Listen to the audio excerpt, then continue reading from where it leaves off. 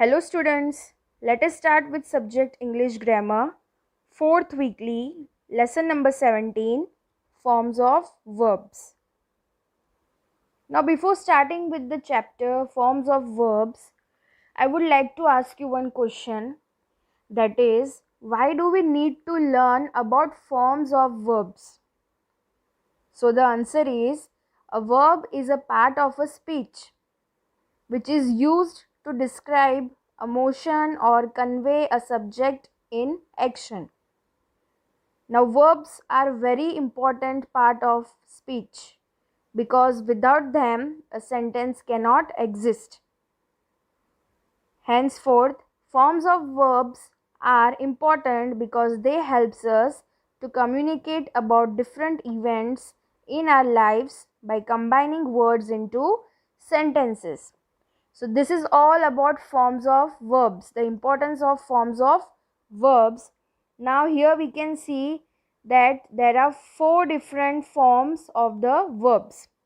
So the chief forms of the verbs are, first one is do, second is doing, third is did, and the last one, fourth, is done.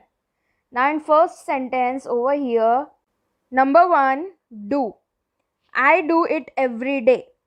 So when I say I do it every day, over here do is a verb which stands for simple present tense. Why? Because the verb do shows that an action is done in the present time or which is done daily.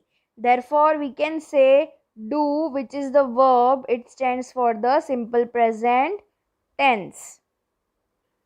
Number 2, doing. So the sentence is I am doing it now. So when I say I am doing it now, over here the word doing, it is in present continuous tense. The verb doing is in present continuous tense. It means that doing shows an action that is going on or continuing at the present time. Therefore, we can consider doing in present continuous tense. Third one, did. So the sentence is I did it yesterday. Now over here when I say did is a verb. It stands for simple past tense. Why? Because did, the verb did, shows that an action is already been completed in the past time. Therefore we can say did stands for the simple past tense. Number 4, done. I have already done it. So over here the verb done, it is in past participle form, or we can say third form of the verb. Now what is past participle?